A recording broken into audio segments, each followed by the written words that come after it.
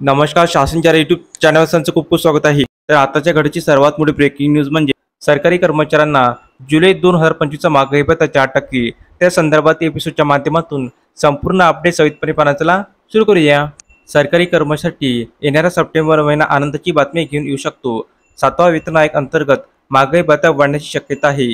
याआधीही सरकारने नियमित दिवाळीपूर्वी महागाई भत्ता वाढ जारी केली आहे. यंदा सप्टेंबरपासून नवरात्री सुरू होत असल्यामुळे सरकार त्याआधीच महागाई भत्ता वाढीचा निर्णय जाहीर करू शकते, अशी चर्चा सुरू आहे. सरकार कधीही घोषणा करो, पण हा निर्णय 1 जुलै 25 पासून लागू मानला जाणार आहे. जुलै 25 साठी महागाई भत्त्यामध्ये 3 ते 4% वाढ होण्याची अपेक्षा आहे. त्यामुळे कर्मचाऱ्यांचा महागाई भत्ता 58% किंवा 59% होऊ शकतो. सरकार दरवर्षी 2 वेळेस महागाई भत्ता वाढविते. जानेवारीसाठी वाढीची घोषणा सामान्यतः फेब्रुवारी-मार्चमध्ये केली जाते आणि 1 जानेवारीपासून लागू होते, तर जुलैसाठी घोषणा सप्टेंबर-ऑक्टोबरमध्ये केली जाते आणि ती 1 जुलैपासून लागू मानली जाते. त्यामुळे कर्मचाऱ्यांना नेहमीच एरियरचा फायदा मिळतो. महागाई भत्ता कसा ठरवितो? महागाई भत्त्याची गणित औद्योगिक कामगारांसाठी तयार होणाऱ्या ग्राहक किंमत निर्देशांकावर आधारित असते. हे आकडे लेबर मंत्रालय दर महिन्याला जाहीर करते.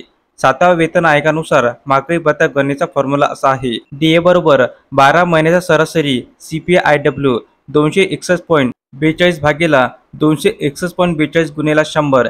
येथे 261.42 हा वर्ष 2016चा आधार CPI-IW आहे. मे 25 पर्यंतचे CPI-IW चे पूर्ण सरासरी आकडे अजून आलेले नाही. मात्र CPI-AL म्हणजेच कृषी कामगारांसाठी आणि CPI-RL म्हणजेच ग्रामीण कामगारांसाठी घट दिसून आली आहे. CPI-IL मध्ये 2.84% तर CPI-RL मध्ये 2.97%. आकडे थेट महागाई भत्त्यामध्ये वापरले जात नाही, पण महागाईचा कल स्पष्ट करतात. जर CPI-IW जूनपर्यंत स्थिर राहिला किंवा किंचित वाढला तर सरकार 3 ते 4% वाढ जाहीर करू शकते. त्यामुळे एकूण महागाई भत्ता 58% किंवा 59% पोहोचेल. अंतिम घोषणा जुलै अखेर CPI-IW चे आकडे आल्यानंतर आणि सप्टेंबर-ऑक्टोबरमध्ये कॅबिनेट मंजुरीनंतर होईल. कर्मचाऱ्यांना या वाढीचा फायदा 1 जुलै 25 पासून एरिसह मिळणार आहे. तर अशा प्रकारे सरकारी कर्मचाऱ्यांना जुलै 2025चा महागाई भत्ता 3 ते 4% वाढवू शकते. त्या संदर्भात एपिसोडच्या माध्यमातून संपूर्ण अपडेट आपण पाहिली आहे. तर हा व्हिडिओ आपल्याला आवडला असेल तर चॅनलला नक्की सबस्क्राईब करा, लाईक करा, कमेंट करा आणि असेच नवनवीन अपडेट मिळण्यासाठी शासनच्या यूट्यूब चॅनलला सबस्क्राईब करायला अजिबात विसरू नका. धन्यवाद.